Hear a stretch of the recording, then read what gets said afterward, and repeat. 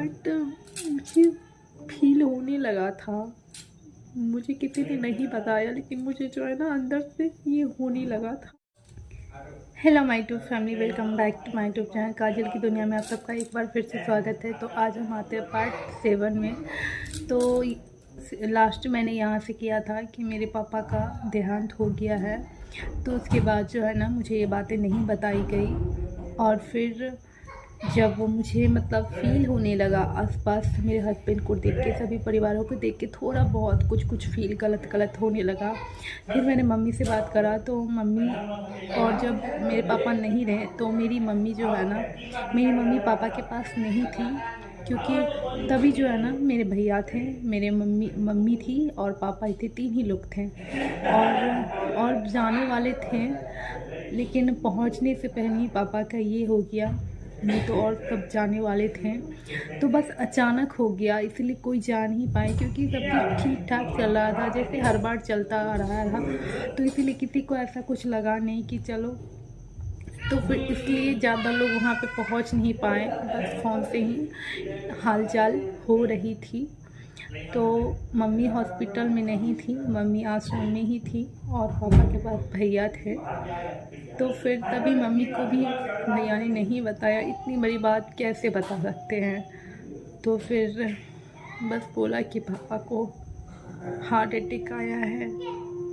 तो मेरे पापा 3:30 बजे सुबह एक्सपायर हुए, और मम्मी को 6 बजे या 6 बजे भैया ले गए। तो उन्हें दिखाया कि देखो पापा को हार्ट अटैक आया है। तो मम्मी ने बोला कि मम्मी को भी नहीं पता था। फिर जब घर के लिए निकलने लगे तब जाके मम्मी को बताया गया कि पापा अब नहीं रहे। बट मुझे फील होने लगा था, मुझे किसी ने नहीं बताया, लेकिन मुझे जो है ना अंदर से ये होने लगा था कि पापा मेरे अब नहीं रहे। जब उसके बाद फिर अगली सुबह जब मेरे हस्बैंड और मेरे ससुर जी बोला कि जाना है घर, तो फिर तो मुझे पूरा ये होने लगा कि यही बात है। तभी अचानक सब मेरे घर निकल रहे हैं। तो फिर तो मेरा रोना वोना जो भी है सारी चीज़ें होने लगी। तो फिर मतलब यहाँ तक कि हम लोग रास्ते में भी थे, तो मुझे क्लियर नहीं बताया गया कि मेरे पापा नहीं रहे। बट मेरे को समझ आ गया था कि अब नहीं है पापा मेरे इस दुनिया में। पता है, जब मेरे पापा थे और थोड़ा सा उन्हें कुछ हो जाता था, तो जैसे कि हॉस्पिटल वगैरह में एडमिट हो जाते थे, तो एक पल के लिए लगता था कि यार मेरे पापा नहीं रहेंगे तो हम लोग कैसे रहेंगे, मैं जी नहीं पाऊँगी, हमारी दुनिया सुनी हो जाएगी। और वैसा है भी, लेकिन कुछ कर नहीं सकते। कहते हैं ना, भगवान की मर्जी के सामने इंसान की कुछ नहीं चलती। तो बस ऐसा ही कुछ हमारे साथ भी हुआ। भगवान ने सुनी। इससे पहले बीमार होते थे पापा, ठीक हो जाते थे, बट पता नहीं इस बार क्यों नहीं सुनी, या फिर कहते कि उनका उतना ही दिन का ही था, लेकिन दिल नहीं मानता। लगता है काश इस बार भी वो ठीक हो जाते, भगवान ठीक कर देते, तो भगवान का क्या जाता। बट पता नहीं ऐसा क्यों हुआ। सिर्फ यही मेरा दुख कम नहीं हुआ, इसके बाद फिर मेरे लाइफ का तो मतलब दुख का कहते हैं कि स्टार्टिंग ही हो गया, इन हो गया। फिर पापा के मतलब वो सराद का जो होता है, तो वो सब चल ही रही थी।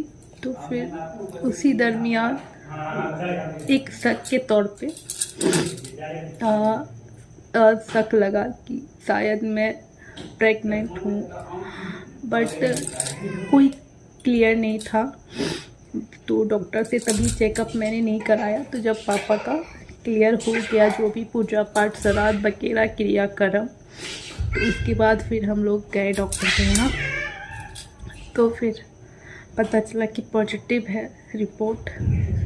तो आप सोच सकते हो कि मेरे पापा का इतना कम दिन, और फिर जब एक लड़की प्रेग्नेंट होती है तो कहते हैं प्रेगनेंसी में हमेशा खुश रहना चाहिए, आसपास माहौल अच्छा होना चाहिए, सारी चीज़ें अच्छी होनी चाहिए, अच्छे खाना चाहिए, मन में हमेशा एक खुशी उत्साह उमंग के साथ रहना चाहिए, उसे दुखी नहीं रहना चाहिए, नहीं तो सारा असर बच्चे पे पड़ता है।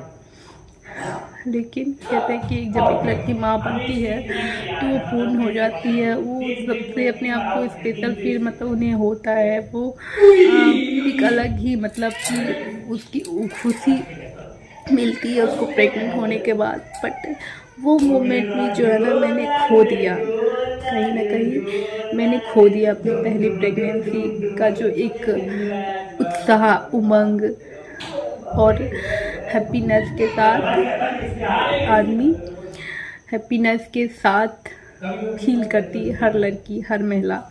मैंने वो चीज़ भी खो दी। अपने पापा